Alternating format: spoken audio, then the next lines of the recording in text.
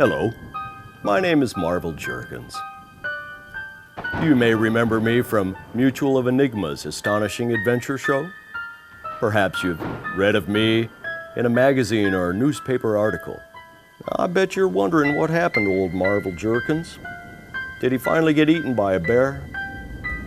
Had he fallen off a cliff? Why haven't we heard from this intrepid explorer? Well, the reason is simple. You see, back in the 80s, our beloved sponsor, Mutual of Enigma, pulled the plug on our show. They said people weren't interested in seeing the odd and the unusual, the exotic, far-off places in the world. So, after failing to secure a sponsorship for our adventures, I decided to open this emporium with my faithful and sometimes helpful cousins, Clappy and Patty.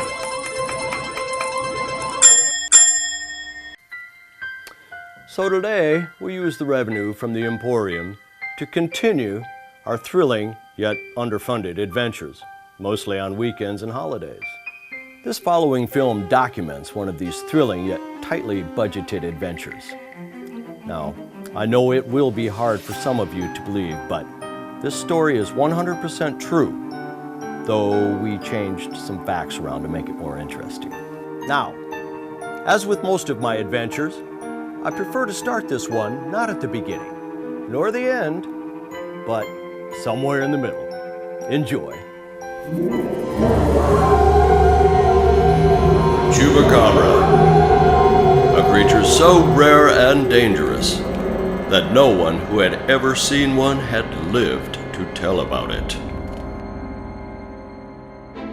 The Chuba expedition was launched with the intent of finding one of these creatures alive in the wild, and for 10 long days we had followed the clues and tracked the historical evidence until we ended up here on the city-slicker plains of New Mexico, where the trail went cold.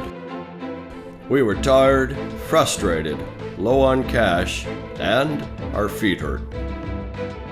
Clappy and Patty convinced me that we were out of options, and it was time to go home.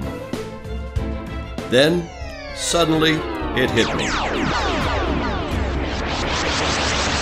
A blast of psychic energy, pulling me asunder with perpendicular gravity, pushing a pin into a mystical map in my mind. I suddenly knew we would find the answer to all of our questions on Canyon Road in Santa Fe. And so we headed out. Low on fuel, we hadn't eaten in hours, and it smelled funny in the van. But a short time later, and running on fumes, we arrived. As Clappy and Patty went off to get a cash advance on their adventure cards, I wandered the streets alone, not knowing why I was there or what to expect. And then, suddenly, there it was. A heroic beacon in a storm of confusion, pointing to a pathway of redemption with the help of my dear old friend the wind.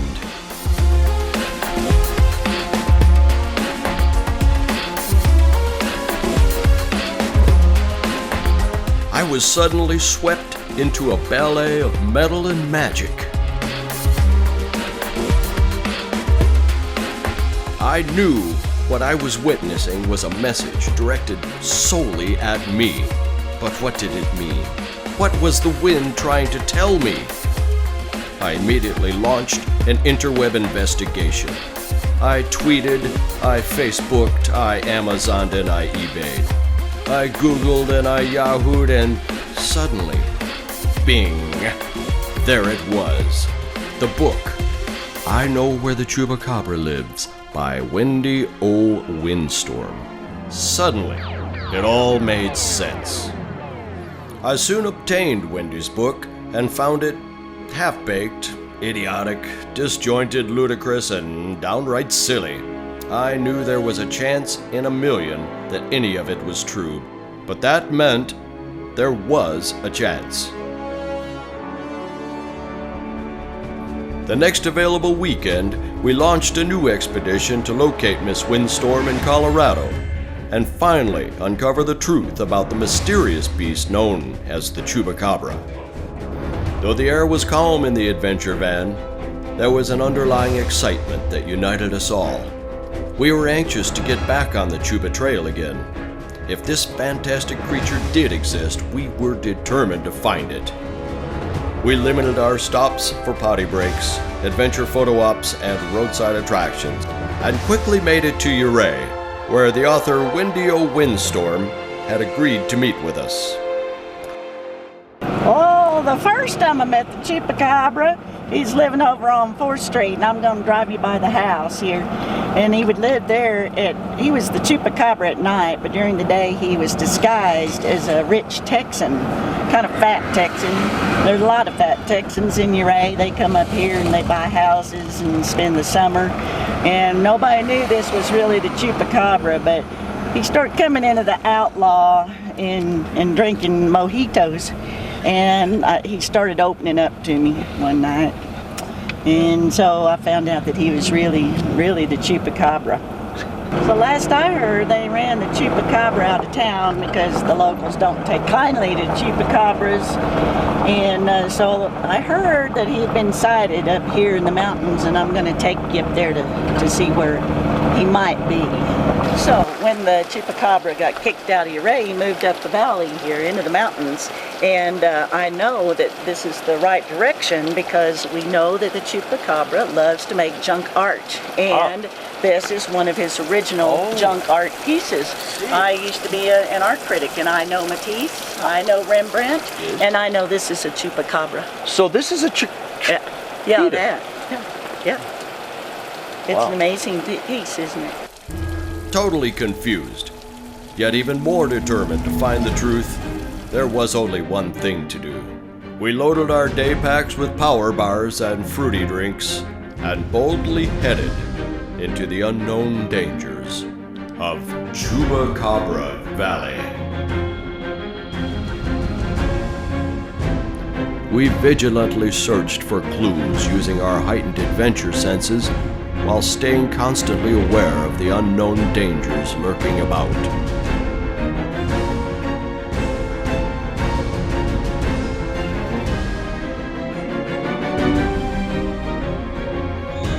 This is an excellent type of habitat for the Chupacabra.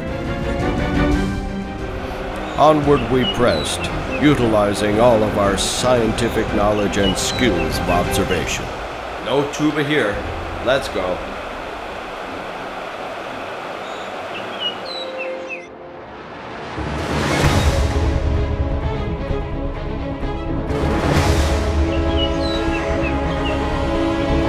Chuba poopy. That's poopy. Smell it. Is it Chuba? Poopy. Definitely. We're on the right track.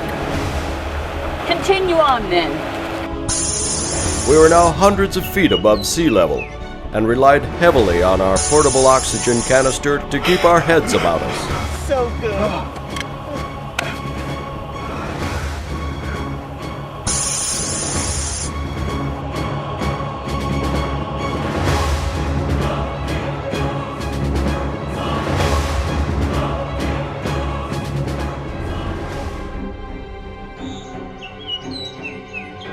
Then came the greatest tip of all. What the gollybuck was that? Was it the call of the Chuba? We could not tell, but whatever made that sound was further up the mountain. And so, up we went, through twisted, prehistoric terrain inhabited by strange creatures forgotten by time, unchanged for thousands of years. We were now almost 3 hours into our journey. I didn't want to alarm the others, but I knew we were nearly out of fruity drinks, and our oxygen canister was over half empty. If we didn't find the Chupacabra soon, the expedition would be in jeopardy. Finally, we came to the end of the trail, at an astonishing geographic landmark I named Chubacabra Falls. I knew the creature was close. Very, very close. Oxygen. 100%. You know, we would be dead without this stuff. Then, the unthinkable happened. Thank goodness you brought it.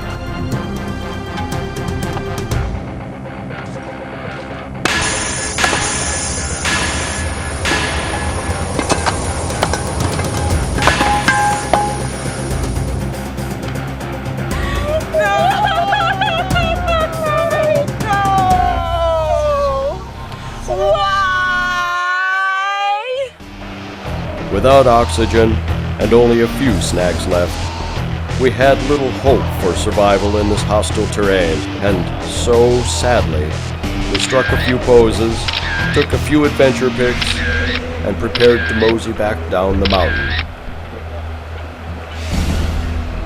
When we heard a strange sound, and it was very near.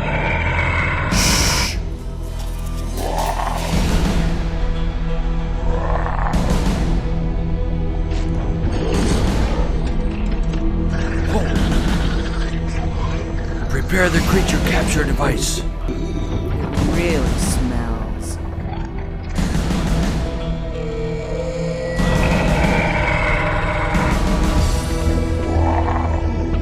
Careful. It's likely to be very frightened by us. Prepare the net.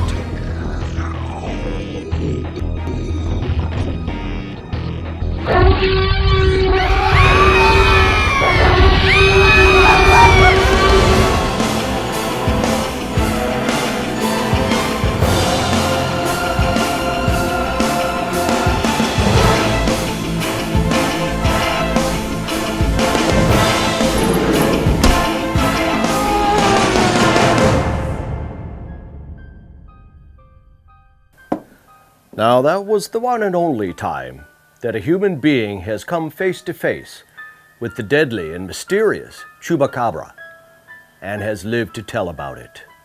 Now there are those of you who would say this is entirely fiction, that these are just the ramblings of some old Jerkins who's been on the adventure trail too long. And to you, I would offer you this undeniable proof.